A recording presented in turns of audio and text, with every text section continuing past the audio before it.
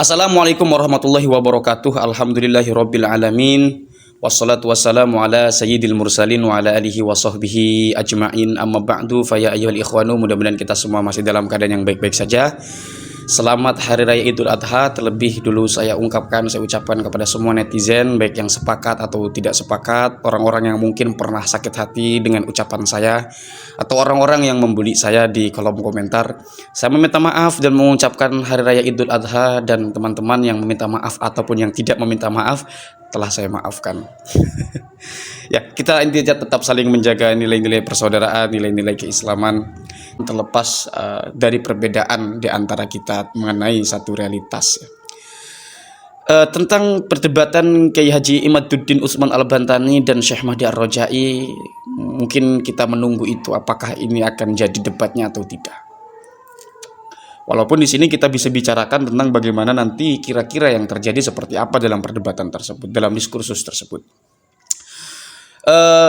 Kalau kita melihat dari bagaimana tulisan Kiai Haji Imaduddin Utsman Al-Bantani, kita bisa berspekulasi, karena kita hanya bisa menilai atau melihat dari bagaimana nanti kemungkinan-kemungkinan yang terjadi dari apa yang telah ditampilkan di khalayak publik.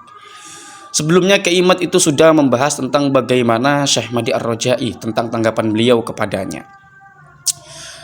Yang pertama yang ingin saya bahas tentang di sini kan Kiai Imaduddin Utsman Al-Bantani itu, Kiai Haji Imaduddin mempertanyakan tentang bagaimana syuhra wal istifadhah daripada klan Ba'alawi ini.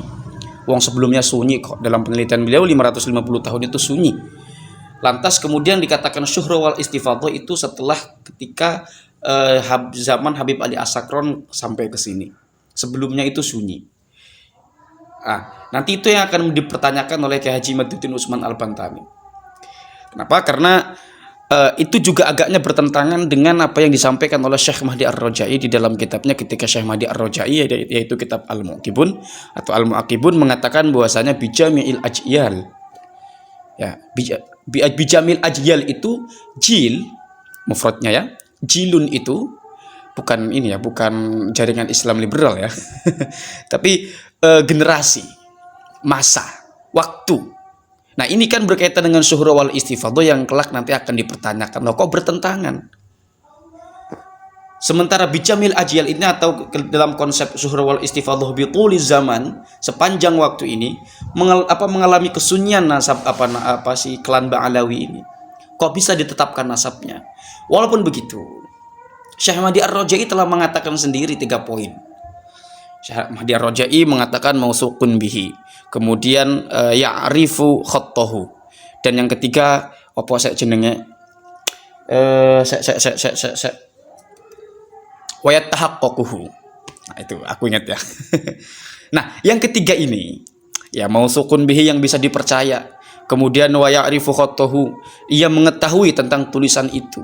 Dan kemudian yang ketiga ini tentang bagaimana ia menyatakan atau mentahqiq kitab tersebut, telah mentahqiq, telah menguasai, telah menginterpretasikan kitab tersebut.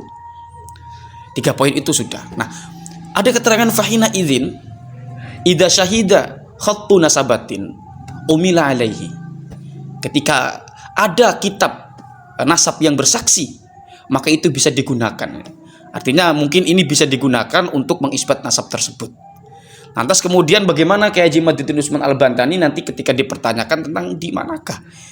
Nanti mesti ada kitab sezaman, harus ada kitab sezaman atau kitab yang mendekati. Nah, masing-masing ini nanti antara pihak Kiai Haji Imaduddin Utsman Al-Bantani dan juga Syekh Mahdi Ar-Raja'i ini memiliki celah untuk dipertanyakan. Mungkin nanti Kiai Haji Imaduddin Utsman Al-Bantani ini menanyakan tentang bagaimana syuhra wal istifadhahnya, dan berkemungkinan juga Syekh Mahdi Ar-Raja'i ini akan mempertanyakan tentang bagaimana dari sezaman dan yang mendekati itu ya, kitab yang muasir awil qoribah itu ya, yang primer atau sekunder. Itu kita bisa pahami petanya seperti ini. Ini sebetulnya menjadi tontonan menarik. Artinya Kiai Haji Imaduddin Utsman Al-Bantani ini sungguh-sungguh siap untuk menjawab itu, tentang bagaimanakah kitab yang muasir atau yang qoribah. Itu mengapa Kiai Haji Imaduddin Utsman Al-Bantani berani untuk berdiskusi dengan Syekh Mahdi Ar-Raja'i. Oke lah, katakan Syekh Mahdi Ar-Raja'i itu memiliki hak wewenang otoritatif tentang yang dia tulis sendiri dalam kitabnya. Tetapi apabila ada orang yang berlainan menginterpretasikan terhadap kitabnya tersebut, maka ini juga Syekh Mahdi Ar-Rajai tidak bisa memaksa kepada orang lain untuk bagaimana ia memahami dari kitab yang ia tulis sendiri. Itu kita cara mainnya di dalam khazanah ilmu pengetahuan ya.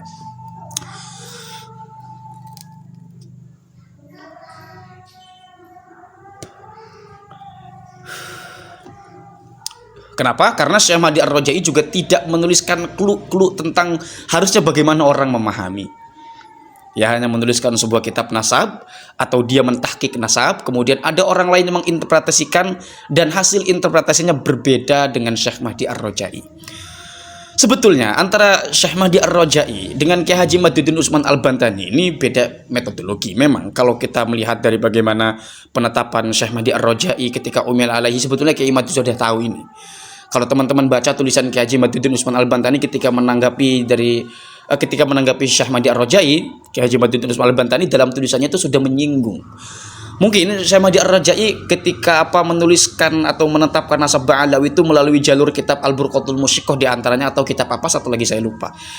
Tapi di atasnya Kiai Haji Madzuddin Utsman itu menyindir Syekh Mahdi Ar-Rajai, nahnu ashabud dalil ya.